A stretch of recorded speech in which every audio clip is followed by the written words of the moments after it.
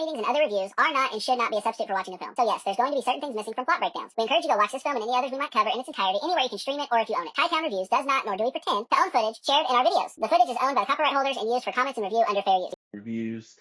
This is the final episode of the Star Wars Council Meeting Review Series. Once a Jedi Knight, the same as your father. I wish I'd known him. He was the best star pilot in the galaxy. A cunning warrior. And he was a good friend. For over 1,000 generations, the Jedi Knights were the guardians of peace and justice in the Old Republic. Before the Dark Times. Before the Empire.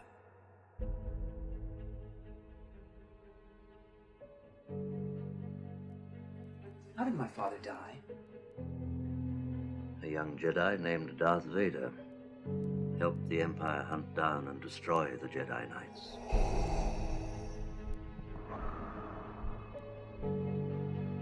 Now the Jedi are all but extinct.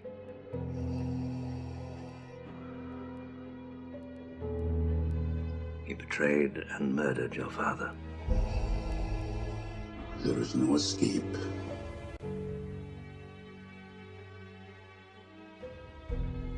You know the dark side.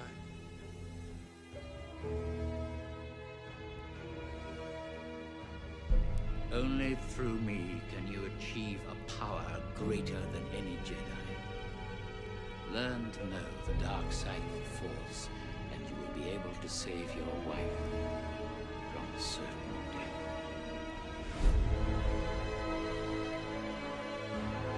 If you only knew the power of the dark side.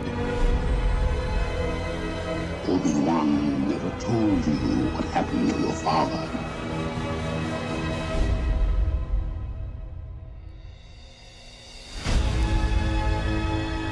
Your father was seduced by the dark side of the Force. The good man who was your father was destroyed. Search your feelings. There is still good in you.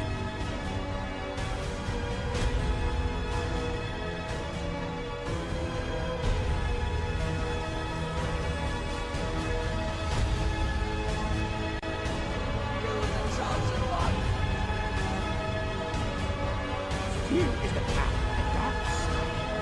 Fear leads to anger. Anger leads to hate. Hate leads to suffering.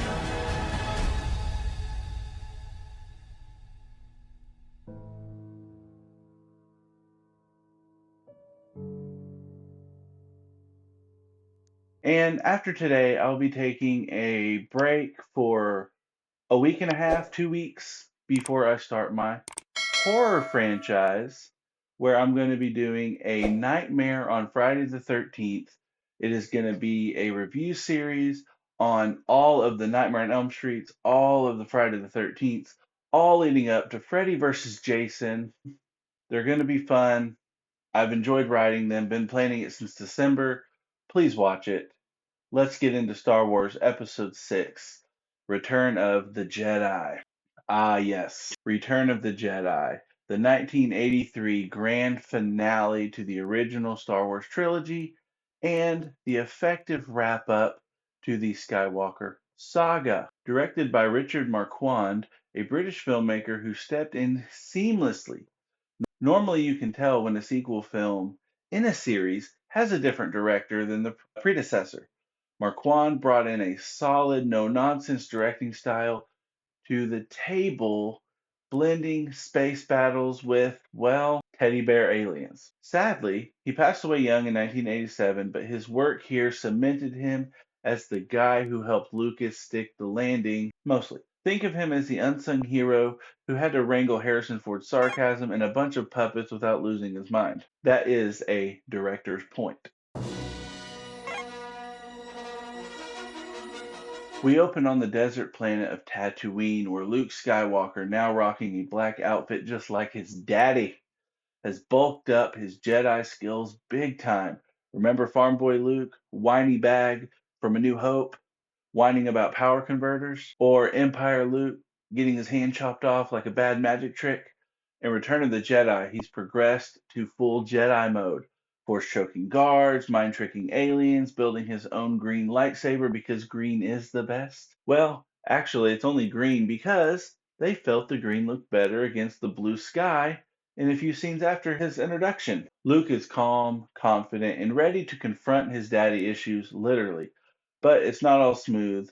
Luke wrestles with temptation, showing his growth isn't just power levels, it's emotional maturity, baby. Meanwhile, Han Solo is frozen in carbonite still, so the gang launches a rescue at Jabba's palace. Leia disguises herself as a bounty hunter.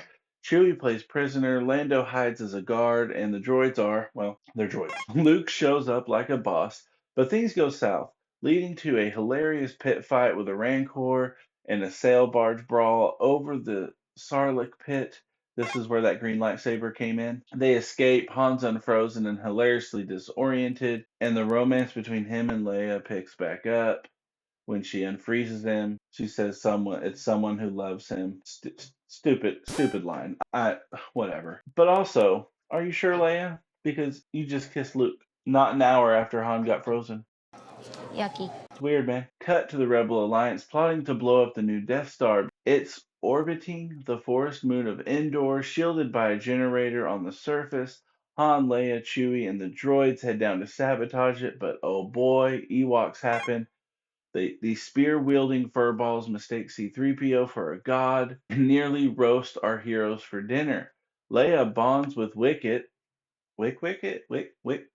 and the Ewoks join the fight, turning the ground battle into Home Alone meets Lord of the Rings with logs, rocks, and ATST walkers. It's ridiculous, but in a fun way. After the tension gets settled before the final battle, Luke finds out Leia is his sister.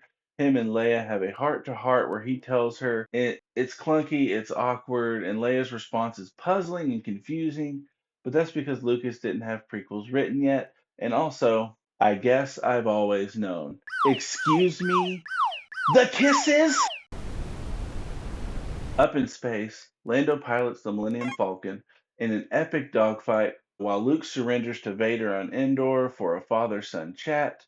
Father takes him to Emperor on the Death Star, setting up the trilogy's emotional climax. The lightsaber battle between Vader and Luke in front of Palpatine, not what Anakin versus Obi-Wan was in Revenge of the Sith, but it is still a chef's kiss for this trilogy. Oh, and there's this Han Leia scene that's kind of pure comedic genius amid all the drama. On Endor, after Luke drops the bomb to Leia that she's his sister, she tells Han in a really clunky way that she does love Luke. He's jealous at first, thinking Luke is her crush or whatever. Leia hits him with, "He's my brother." Han's face, priceless confusion, morphing into relief. That's right. All those incest yikes go straight to the yike counter. Back in the throne room, Luke refuses to fight, saying he will not fight his dad. But Vader pokes the bear, threatening to go after Leia, and they clash in a fury of red and green blades. Luke's progress shines here. After Vader clearly isn't trying to harm Luke, he gets his hand chopped off, revealing to Luke that he too has a robot hand just like him. So he resists the dark side, declares, "I am a Jedi like my father before me," fully insinuating Luke can feel his father, not Vader. The Emperor attacks Luke with force lightning and begs for his father to help. Vader sits there for a second, and I like to think he has a revelation in this period, thinking back to everything that's happened that's led to him even becoming Vader. Striking Windu, the conversations with Obi-Wan, the fights with Obi-Wan, ultimately thinking of Padme, how he was told she died on Mustafar, and clearly that was a lie because, I mean, come on, here's Luke in front of you, Anakin. That's when he snaps, defeating his Sith side, then hurling the Emperor over an edge. Vader's redemption, yes sir. Iconic helmet removal, wheezy apologies, and it's all full of redemption before his breathing problems get the best of him. The film ends with a triple threat finale. Ewoks smash Imperials on Endor, Rebels nuke the Death Star again, and Luke burns Vader's body in a poignant pyre. Ghost Jedi Party with Yoda, Obi-Wan, and redeemed Anakin. Roll credits to the triumphant John Williams. For my additional positives and negatives, we're going to jump into the positives first, of course. Epic space battles and lightsaber duels that still hold up. Yes, it's slower, but it's supposed to be because I think ultimately neither one of them are actually trying to harm the other.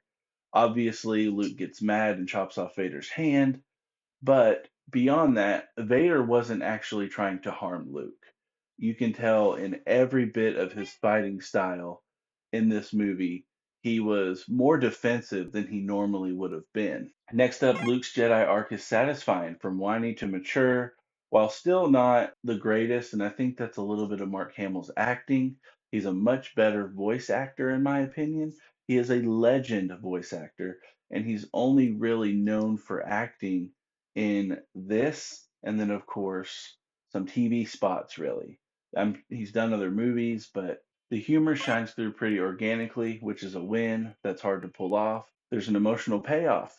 Vader's redemption hits like a proton torpedo, especially if you watch the franchise 1 through 6, plus the now two middle ones, I guess. And of course, there's iconic moments like "It's a trap," which I didn't go over in my walkthrough, and then over the top villainy from the Emperor. It's yes, sir. Let's jump to the negatives. There's not a whole lot here. Pacing dips, indoor and between battles feels like they linger a little too long. Of course, they had to really get into the Luke Leia stuff, but they didn't. But they did.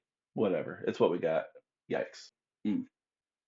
This is going to be a hot take, but Leia's gold bikini, unneeded.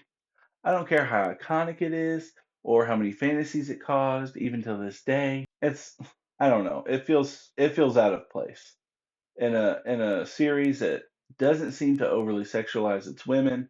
This feels way out of place. This is the one thing I didn't like that this director did.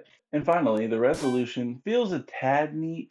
Everyone hugs, Empire crumbles overnight because it wouldn't, which I guess is why we have those awful sequels, except 7. Force Awakens is fine. Although I will say, I think maybe there could be a little bit of hinting of just how manipulative and powerful Palpatine was with his death. Maybe it's so neat because his death snapped any hold he had over everybody. I don't know.